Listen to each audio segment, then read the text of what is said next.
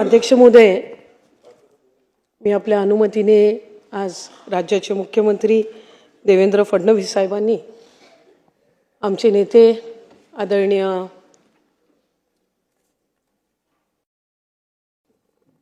अजितदादांचा आणि त्याचबरोबर इतर सर्व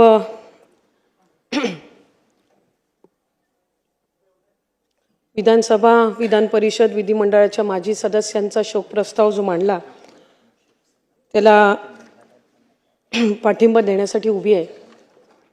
खरं तर दादांना जाऊन आज जवळपास महिना होत आला आणि कुठे ना कुठेतरी आम्हाला सगळ्यांना वाटायचं की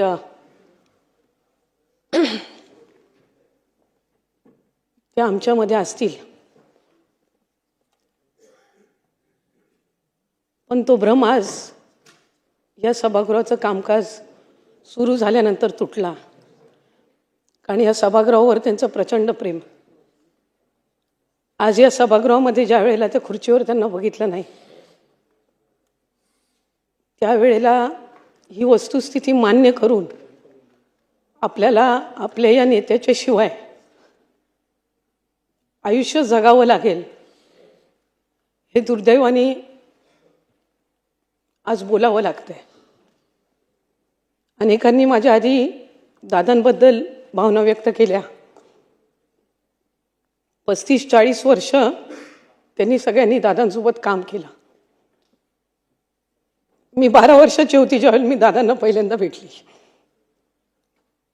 99 साली राष्ट्रवादी काँग्रेस पक्षाची स्थापना झाली। माझे वडील त्यावेळेला तटकरे साहेब आमदार होते। मनोऱ्याच्या ज्याला आपण नवीन आमदार निवास म्हणून बोलायचो तिथल्या 13व्या मजल्यावर त्यांची खोली। श्रद्धेय पवार साहेबांनी राष्ट्रवादी काँग्रेस पक्षाची स्थापना करायची ज्या वेळेला ठरवलं त्यावेळेला अनेक इथं असणारे असतील, आज या सभागृहात नसणारे सुद्धा अनेक नेते हे आदरणीय पवार साहेबांसोबत राष्ट्रवादी काँग्रेस पक्षामध्ये जाण्याचा निर्णय घेतला। त्यात भुजबळ साहेब असतील, आदरणीय मुश्रीफ साहेब असतील,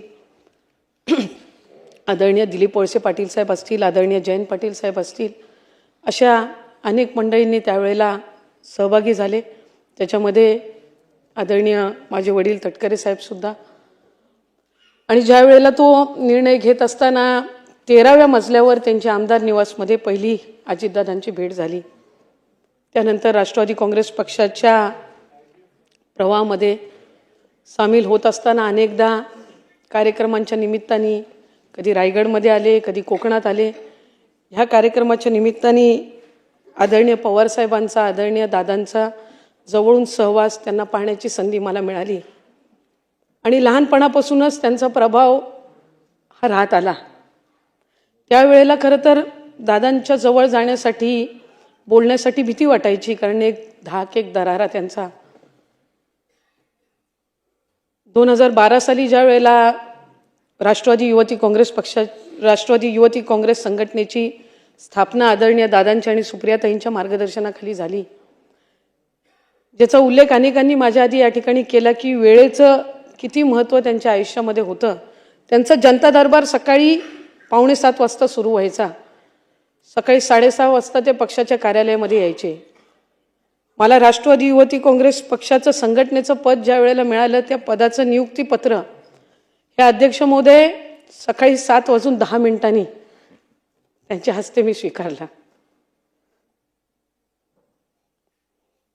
त्या दिवसापासून त्यांच्यासोबत काम करण्याची संधी मिळाली। 2019 मध्ये या सभागृहामध्ये आली। मी 2019 मध्ये ज्या वेळेला या सभागृहात आली त्यावेळेला वडिलांनी खासदारकीची निवडणूक लढवली होती, त्यामुळे ते खासदार झाले होते। या सभागृहात कामकाज कसं करावं हे मी दादांकडून शिकले। बजेट, पुरवणी मागण्या याच्यावर आपण कसं बोलावं, बाब क्रमांक, पान क्रमांकाचा उल्लेख आधी करायचा, ह्या सगळ्या बारीक सारीक गोष्टी ह्या त्यांनी आम्हाला शिकवल्या। त्यावेळेला आम्ही सगळे तरुण आमदार पहिल्यांदा निवडून आलो होतो। नागपूरचं अधिवेशन होतं।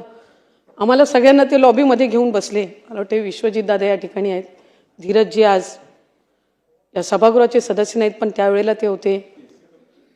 अनेक नाव घेण्यासारखे अनेक मंडळी आहेत आम्ही सगळेच जण, सुनील शेळके असतील, सुनील अण्णा असेल, चेतनदादा असतील, अनिल भाईदासजी असतील, पाटीलजी असतील, असे अनेक आम्ही सगळी मंडळी होतो आणि आम्हाला सगळ्यांना ते घेऊन बसले.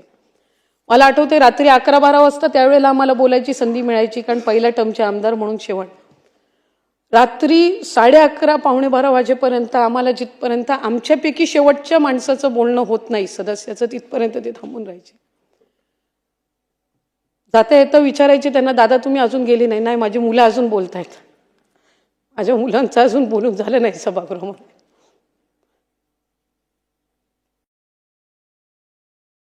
दर मंगळवारी आम्हाला भेटायचे. दर मंगळवारचं जेवण हे आमचं त्यांच्यासोबत असायचं आणि इतका दांडगा संपर्क, इतकं मार्गदर्शन, इतक्या बारीक सारीक गोष्टीवर त्यांचं लक्ष असायचं. आणि आज ती व्यक्ती आमच्यामध्ये नाही. खरं तर व्यक्ती गमावल्याचं दुःख हे मोठं असतं, पण त्याच्यापेक्षा अधिक दुःख हे असतं की ती व्यक्ती आपल्याला परत कधीच पाहायला मिळणार नाही, त्याचा आवाज आपल्याला कधी ऐकायला येणार नाही.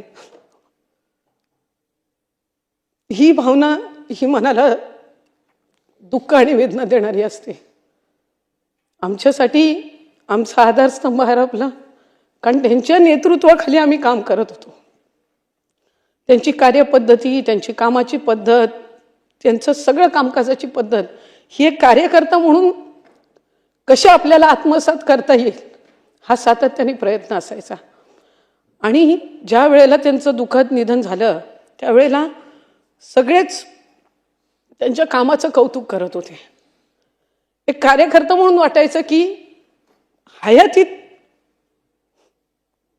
जे आम्हाला ऐकायचं होतं त्यांच्याबद्दल की त्यांनी काय केलं या राज्यासाठी, काय केलं या महाराष्ट्रासाठी, ते दुर्दैवाने ते नसताना इतकं ऐकायला मिळतंय की ती कणभर जरी प्रशंसा त्या माणसाच्या हयात असताना झाली असती तर कदाचित आणखीन एक काम करण्याची एक प्रेरणा, प्रोत्साहन त्या निमित्ताने त्यांना मिळालं असतं. कारण या राज्याची सेवा करणं ही त्यांची इच्छापेक्षा त्यांची सवय जास्ती झालेली होती आणि त्या सवयीनुसार ते पहाटेपासून काम करायचे.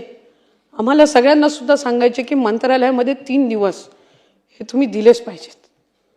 सोमवारी आम्ही मंत्रालयामध्ये यायचो, मंगळवारचा अख्खा दिवस त्यांच्यासोबत जायचा, बुधवारचा अख्खा दिवस त्यांच्यासोबत जायचा आणि त्यांच्याशिवाय कधी काम करावं लागेल अशी भावना सुद्धा दुरान्वे सुद्धा मनाला स्पर्श करून कधी गेली नाही. मला आठवतंय 28 जून 2024 रोजी त्यांनी बजेट मांडलं. मुख्यमंत्री लाडकी बहीण योजना त्यांनी त्या बजेटमध्ये जाहीर केली. त्या दिवशी जे जॅकेट त्यांनी घातलं होतं गुलाबी रंगाचं, खरं तो रंग काय फारसा असा त्यांचा काय आवडीचा किंवा अशातला काही भाग नाही, पण ते जे जॅकेट घातलं त्या आमच्या आग्रा खातर नंतर 12 जॅकेट तशी शिवून घेतली आणि मग प्रत्येक सभेमध्ये त्या जॅकेटनी ते प्रचाराला यायचे.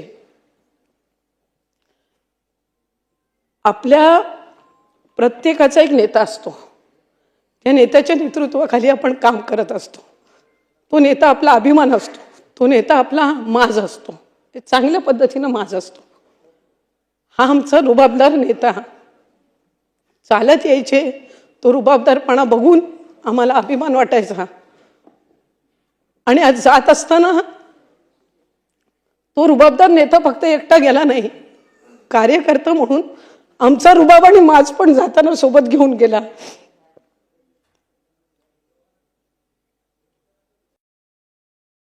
आज सुनेत्रा काकींच्या रूपाने आम्ही त्यांना पाहण्याचा प्रयत्न करतो. त्यांची जागा ही कधी कोणी भरून काढू शकणार नाही, कारण जराशे जरी रागवले ओरडले तरी माहिती असायचं की हे वडील जसे आपले ओरडतात, चांगलं काम करण्यासाठी आपल्याला सूचना देतात त्या पद्धतीनं आहे. पण अनेकांनी त्याचा उल्लेख केला की ते थोडं ओरडून बोलले म्हणजे आपलं काम झालं किंवा आपल्याला आणखीन चांगल्या पद्धतीनं काम करण्याच्यासाठीच ते त्या ठिकाणी आपल्याला बोलतात. म्हणून मला वाटत नाही कधी कोणाला त्या गोष्टीबद्दल कधी वाईट वाटलं असेल. उलट आम्हाला आनंदच वाटायचा की बोलले म्हणजे मी जवळची आहे, बोललो म्हणजे मी जवळचा आहे. अशा पद्धतीच्याच भावना ह्या आमच्या सगळ्यांमध्ये असायच्या. त्यांच्यावर इतका आमच्या सगळ्यांचा विश्वास होता की लोकसभेचा पराभव झाला तरी आमच्यातलं कोण सुटलं नाही कधी. ठीक आहे, एका निवडणुकीमध्ये पराभव होत असतो, पण तितक्याच ताकदीने आम्ही सगळेजण पुन्हा उभे राहिलो, कारण त्या नेतृत्वावर, त्या व्यक्तीवर आमचा विश्वास होता. आजही आम्हाला विश्वास आहे की ते जिथे कुठे असतील त्यांचं बारकाईनं आमच्या सगळ्यांवर लक्ष आहे. त्यांची आमच्याकडनं हीच अपेक्षा असणार आहे की आपण सगळ्यांनी आपापल्या मतदारसंघामध्ये काम करावं. या सभागृहामध्ये अनेकदा त्यांनी उल्लेख केला की आपण इथं एकटे उभे नसतो, आपण 3.5, 4 लाख, 5 लाख लोकांचं प्रतिनिधित्व इथं करत असतो. आणि ते प्रतिनिधित्व करत असताना आपण एक लोकप्रतिनिधी म्हणून जबाबदारीने वागलं पाहिजे. त्यामुळे आमच्या सगळ्यांकडनंही त्यांच्या त्याच अपेक्षा असणार, ह्याबद्दल काही दुमत नाही. आणि आमचा तोच प्रयत्न राहील की जी प्रेरणा त्यांनी आम्हाला दिली, ज्या अपेक्षा त्यांनी आमच्याकडून ठेवल्या, त्या आमच्या परीने त्या आम्हाला पूर्ण करता याव्या. विभाग म्हणून ज्या वेळेला आम्ही एक निर्णय घेतला, आईचं नाव मुलाच्या नावासोबत लावायचा, मंत्रिमंडळाच्या बैठकीमध्ये तो निर्णय झाला. पहिली पाटी दादांच्या कार्यालयाची बदलली. मी, अजित, आशाताई, अनंतराव पवार अशी पाटी तिथं लागली. उपमुख्यमंत्री म्हणून त्यांनी जी शपथ घेतली त्याच्यामध्ये अजित, आशाताई, अनंतराव पवार म्हणून मी गांभीर्यपूर्वक दृढ कथन करतो. ही शपथ आम्हाला परत कधी ऐकायला मिळणार नाही. शेवटची सलामी ज्या वेळेला दिली जात होती, ती सलामी ते मुख्यमंत्री झाल्यावर आम्हाला पाहायला मिळावी, असे एक कार्यकर्ता म्हणून एक दांडगी इच्छा आणि स्वप्न आमच्या सगळ्यांचं होतं. ते अपूर्ण राहिलं याची वेदना ही नेहमीच मनामध्ये राहील. पण त्यांनी जे महाराष्ट्रासाठी केलं ते प्रेम महाराष्ट्राकडून कदाचित त्यांना ते असताना अनुभवायला मिळालं नसेल. पण मी माझ्या भगवंताचरणी, श्रीकृष्णाचरणी ही प्रार्थना करीन, ते जिथं कुठं असतील तुझ्यापाशी, तिथलं उजवं स्थान तू त्यांना दे. आणि आमच्या सगळ्यांच्या मनातल्या भावना ह्या तू त्यांच्यापर्यंत पोहोचव आणि त्यांना लवकर परत जन्म घेऊन या महाराष्ट्राच्या मातीतच पाठव. त्यांची अपूर्ण राहिलेली स्वप्न ही पूर्ण करण्याची ताकद आणि क्षमता आणि पाठबळ आज आम्ही सगळेच मिळून सुनेत्रा काकींना देऊ. आणि त्या व्यक्तीची जागा ही कोणी भरून काढू शकणार नाही.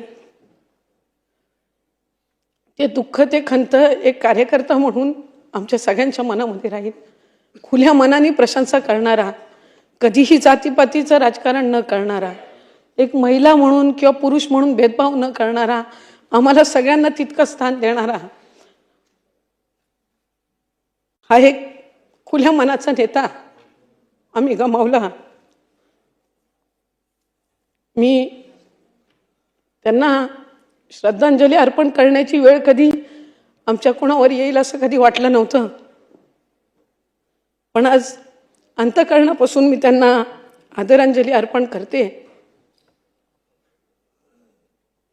आणि त्यांच्या सहित ज्या इतर मान्यवरांना सुद्धा आज इथं श्रद्धांजली अर्पण करण्यासाठी आपण सर्वजण आहोत, मी त्यांना सुद्धा श्रद्धांजली अर्पण करते. आणि आपण मला त्यांच्या शोक प्रस्तावावर आज बोलण्याची संधी दिली त्याबद्दल आपले आभार मानते. आणि शेवट फक्त इतकंच बोलीन, एकच वादा, अजितदादा.